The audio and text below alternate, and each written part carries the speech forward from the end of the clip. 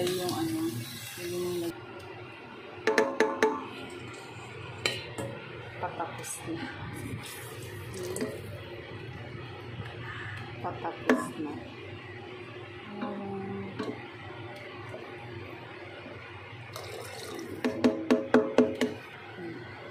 Yung ano to?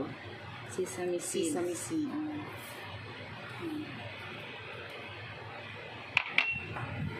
Then, takpan na natin. Pag kumulo yan, saka natitimplan ng soy sauce and our Korean beef stew recipe with honey.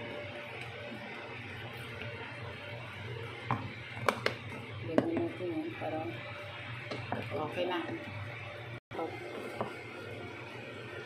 Palambutin ang kahit. Maganda ito, maraming carrots. Gano'n. Minsan gusto nila maraming carrots.